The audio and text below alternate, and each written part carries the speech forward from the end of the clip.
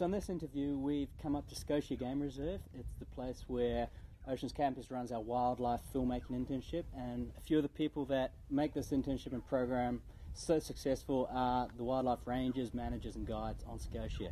So today we've got Justin Bean. Hi guys. Tell us what you do here at Schotia.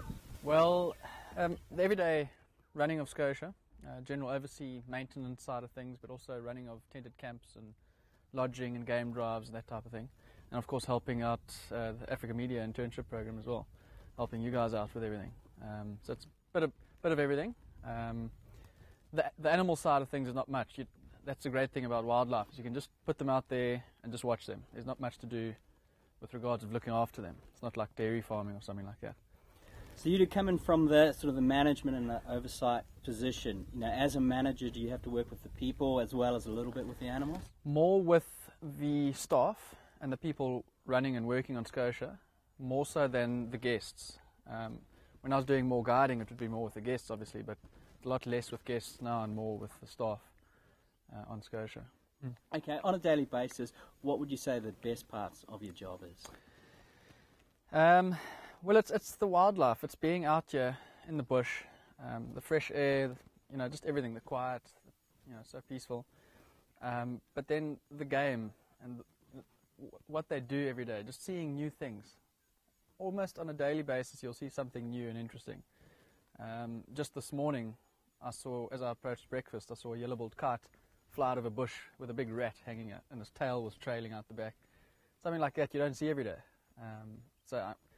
With a bird catching a rat, for example. But something unique like that you see every day. That's what keeps us going. That's what keeps it so interesting and amazing.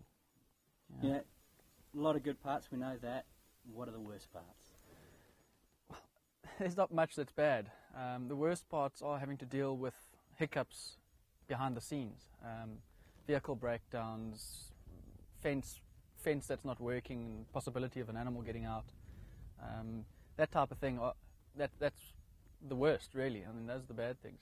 Maybe issues with guests, late arrivals with an aeroplane that needs to be, you change your routine for that type of thing. But we've been doing it for so long, we get used to it, so it's not a big hassle. A lot of what we do at Oceans Campus is geared towards industries and careers that contribute to conservation. Do you think your career contributes to conservation, and if so, how? Just by running and working at Schotia and working with Schotia and having Schotia, for starters, is a huge part of conservation. It's a piece of land which can look after a whole bunch of animals, different populations. My career path, I haven't done much in the way of certificates and qualifications, etc., because I came straight from school out here and started working with my father. But of course I've learned a hell of a lot while working as well, and by growing up here. But it's myself, I'm totally dedicated to the wildlife, the reserve, every little blade of grass, tree, everything I think about before I just cut it out or put an animal in to eat the grass. You think about everything. So we're very conservation minded. So yes, we're totally for conservation. And one thing I've noticed, particularly for me coming here, is you have almost a very hands-off approach to the wildlife, in which this is nature. If an animal eats another animal or does something, as long as this is part of nature, then that's okay for us. Is that? Am I right in reading that your approach? Of course, it's not always going to be 100% that way, but we're trying to get it as close to it as possible. We might always need to intervene with some species somehow, but we try not to as much as we can. For example, the lions keep on breeding, but we can't just let the lions breed and do nothing about it. We have to sell some lions off and keep a smaller population going. Otherwise, you'd find everything else would be impacted by having, if you had 100 lions, you'd have no antelope left. So we've got to manage that balance. But if a lion eats a giraffe tomorrow, that's fine. That's what we want. That's what's expected. That's natural. But you've got to just watch that the balance doesn't tip one way or the other too much. So it's out of control. You've already alluded to this, but your qualifications that you have for this job? Well, I've got all the correct legal qualifications, the things that you have to have in order to do what I'm doing, to guide, to be with tourists out in the bush, Big 5, trails guiding, etc., etc. I've done all the qualifications, but I didn't go and do the studying part of it. I did the studying part myself, and then just did the qualifications and the certificates or whatever was needed. So that way I could come from school and start working and teach myself what I needed to know to do the exams, and I did it that way. So got everything that's necessary. Yeah.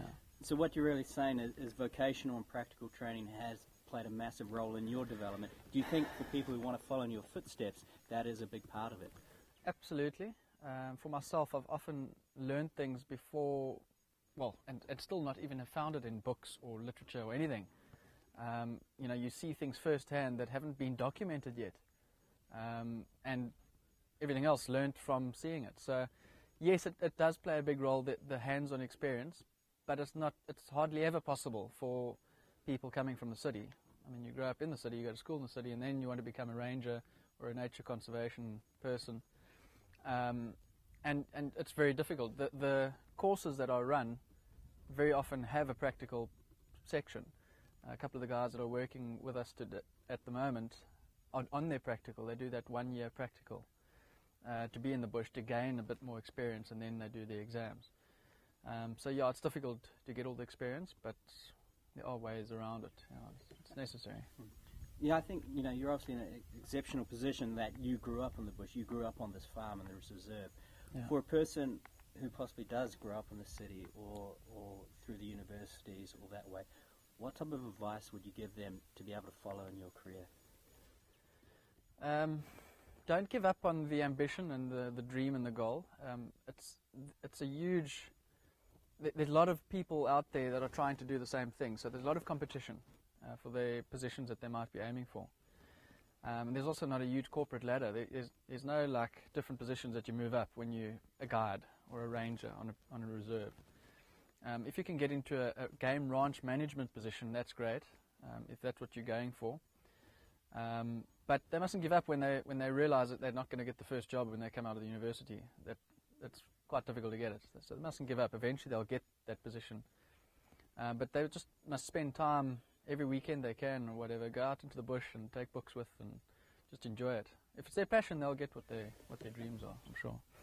Jack, if there was one big misconception about your type of career, what would you say it would be? It's not as glamorous and as easy as it looks, and it's not as fun as it looks. There's dirty work behind the scenes, but you've got to enjoy the dirty work, and we enjoy it, so we love it. But, you know, it's not just a lot of people say, Jeep jockey, and all he does is sit around and drive around all day. There's a lot more behind the scenes that goes on, but it's still a hell of a lot of fun. Yeah. Cool, man. Sounds like it. Well, there you have it, Justin Bean, game manager from Schotia Reserve, giving you a little bit of insight into what his job entails.